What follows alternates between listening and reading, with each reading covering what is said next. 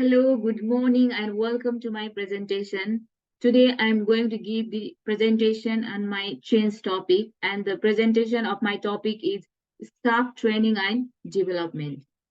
Here, on this presentation, we're going to discuss about my change topic, how the change will help the organization to uplift its height, and if it's not like if it's not successfully achieved, then what will be the consequences that an organization will face, and how can we implement the change? Everything we are going to discuss on this topic. First of all, I would like to discuss about the staffing issues faced by ABC Limited. This ABC Limited company is the companies that I choose for the change process. First of all, ABC Limited is a manufacturing company. As you all know that ABC Limited is a manufacturing company. ABC Limited is also facing the staff issues from a long time ago because of the underperformance, poor behavior, and lack of expertise. And another is staff and employees are the backbone of the company, and their continuous development is the primary responsibility. To just to run the organization smoothly or to uplift the organization, the staff or the employee of an organization should be well trained. They should have the knowledge of everything, and therefore it's like the staff and employees are the backbone of the organization. Therefore, their continuous development is very important for the organization. Another point here we are going to discuss is what is change management and why it is important. What is exactly the change management and why it is important? I think change is important everywhere, like for any organization, any company, change is very important to uplift the height of an organization. Here we are going to discuss why it is important. Change is an essential process in every organization to make the working better than earlier times. Change is the thing which helps an organization to make the working better than previous or better than earlier times. And another is during the change process, all the previous processes, goals, and technologies of the company gets altered. When we're going to bring some change in an organization, at that time, like all the goals, technology will get altered because the change means we are bringing some change. That's why, like, it will bring the changes in the goals, processes, or in the technologies. And the third point is the companies can achieve the new height by implementing the right change model. If we are able to implement the right change model for an organization, then it will definitely help to uplift the organization. Therefore, it is very important to implement the right change model, which will bring the successful change for an organization. What happened? Here, we are going to discuss what happens if the required change is not implemented. If the required change is not implemented in an organization or in the company, then what will happen? Like, what are the consequences that the company will face? The first one is change is required in the staff management process of ABC Limited or any other organization. If the required change policy have not been implemented, then ABC Limited will keep on suffering with the staffing issues. Like if the required change policies is not properly implemented, then the company will keep on suffering with the staffing issues. And the third factor is in future, the staffing issues in the company will become worse and unable to handle. If the required change is not implemented properly, it will affect on the future. What will happen that in the future, the staffing issues in the company will become worse and unable to handle. Another factor here we're going to discuss is what characteristics of the change make it innovative. What are the characteristics that will make it innovative. The first here we are going to discuss the first point. Change in the staffing process of ABC Limited will make the overall process more transparent. It will help to make the overall process transparent and it will be easy to work. And another is staff of ABC Limited work performance will improve and they will show less absenteeism at the workplace. If the characteristics of the change model make it innovative, then it will help an organization it will help an organization, it will bring change in the staff or the employees. There will be the lack of absenteeism. The staff will be proactive, which helps to uplift the organization. And another factor is staff of ABC Limited will be kept updated and they can expect better outcomes by implementing change. And another is staff will get updated and they can expect the good thing about an organization after implementing the change.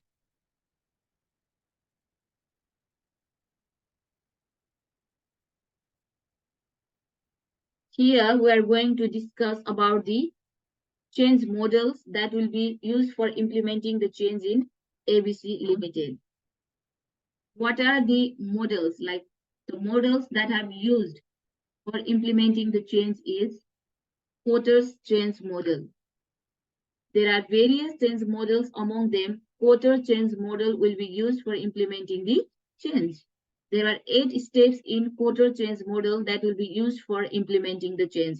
The first is create a sense of urgency, and the second is form a guiding coalition, and the third is create a strategic vision. We all should have the strategies before we start work. We should make strategy before we start work. Then it will be easy to do the work. And another is initiate change communication. As we all know that communication plays a very important role in an organization or in the company to do the work better. Remove barriers to change. We should recognize that what are the barriers, like what are the barriers for the organization, so that we can change that barriers. And another is generate short-term wins. And another is make change a continuous process. We should make the change a continuous process. Like if we bring change once, then we can't stop. We have to like think about the another change that will help to uplift the organization. And another is incorporate changes in the organ culture. Here you can see on the screen that the picture or showing steps of Porter change model. There are the 8 steps of the Porter change. Here you can see on my screen. The first is increase urgency. Second is build guiding team. There should be a one guiding team. And third is develop the vision. And fourth is communicate for buy-in. The fifth is empower action. And the sixth is create short-term wins. And seventh is don't let up. And eighth is make change stick. Here you can see the source also below the 8 steps. This is the source. And here we are going to discuss why I choose this Porter change model. Why Porter change model is appropriate for this change. Because it emphasizes on employee involvement and acceptance. It always focuses on employee involvement and the acceptance. And another is Porter's model stresses. Porter models focuses on the significance of support from every level of employment rather than just giving you the step for change. And the third one is it helps to assist in preparing staff for change rather than imposing it on them suddenly. First of all, it prepares the staff before bringing any change rather than imposing it on them suddenly. First of all, it prepares the staff. It will like this model helps to prepare the staff, make the strategies, then only they can go on the floor. Like how can we bring the change, or which will be the appropriate thing for the change. And another factor here we are going to discuss is what skills will the leaders and change agent require. What skills should have the leader, what skills the leaders and the change agent require, both in the leaders and in the change agent. There should be a skill. Then only we can bring the successful change. The first is flexibility. The first is flexibility. If the working environment is flexible, then it is easy to work, and every staff and every employee can just share their ideas, their knowledge, and then we can discuss that ideas, knowledge as a group, and then we can just apply. Therefore, flexibility is very, very important. And another is diversified knowledge. And another is the diversified knowledge. Successful leaders stay out of the constraints of their sector. And third one is prioritization, accountability, and responsibility. And third one is prioritization, accountability, and the responsibility. And also the skillful listening. Also the skillful listening and the good concept.